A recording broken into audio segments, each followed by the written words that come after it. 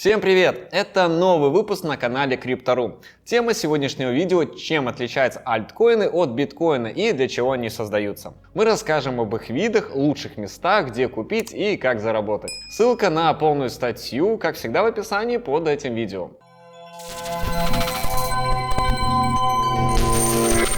Криптоиндустрия зародилась с появлением биткоина. Это первая монета, созданная на блокчейне.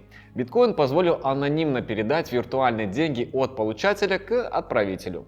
Специальное шифрование обеспечило безопасность обмена, а концепция позволила делать переводы между странами быстрее, чем в банках. Но для большей части обычных рутинных платежей монета не подходила. Слишком маленький объем транзакций мог производиться, всего 5000 в сутки.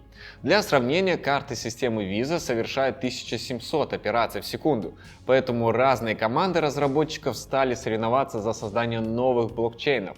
Так появились альтернативные монеты или альткоины.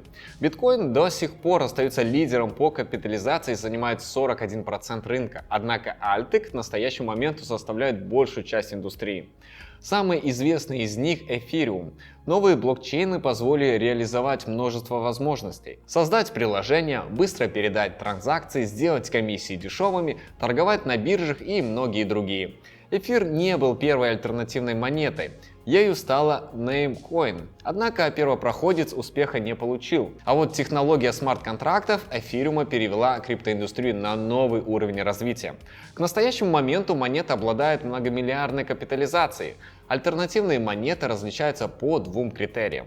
По способу шифрования, он же алгоритм для создания блоков, по способу доказать, что сеть надежна, или алгоритм доказательства. Треть сегмента занимает и лидирует в списке самых популярных альтов ранее упомянутый Ethereum.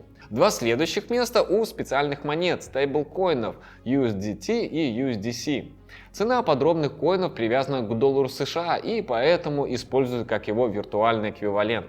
На четвертом месте монета одной из крупнейших торговых экосистем на блокчейне Binance Smart Chain. Далее расположились Ripple, альткоин сети Cardano, Dogecoin, CoinMatic, очередной стейблкоин Binance USDT и монета блокчейна Solana. Существует множество способов получить криптовалюты. Среди них майнинг. Для этого потребуется мощное дорогостоящее оборудование. Техника участвует в создании блока и получает за это награду в виде монет. Стейкинг. Не требует вложения в оборудование, но для начала нужно приобрести актив, а затем заблокировать его в нужном блокчейне. За это можно получить пассивный доход с ежегодной ставкой. Фарминг – такой вид заработка на вкладке активов. В таком случае пользователь помогает создать ликвидность для других участников финансового рынка. Airdrop – бесплатная раздача, которую устраивает команда разработчиков малоизвестных проектов. Нужно выполнить несложные задания и в результате получить вознаграждение. Инвестиции. Требуют фундаментального анализа проекта. Важно выбрать перспективный альткоин, в таком случае вложения могут увеличиться в несколько раз. Трейдинг и самый известный способ покупать монеты. Далее их можно продавать, а прибыль получать на разнице курсов. Самые распространенные способы приобрести альткоины. С помощью криптообменников. Пользователь переводит фиатные деньги на счет сервиса, а затем получает на свой кошелек цифровые активы. Курсы на площадках отличаются и можно выбрать более выгодные для себя. Однако лучше заранее ознакомиться с отзывами о платформе, чтобы не столкнуться с мошенниками. P2P сервисы. Альтернативный вариант – воспользоваться услугами P2P площадок. Здесь обмен традиционных валют на криптоактивы пользователя проводится напрямую друг с другом.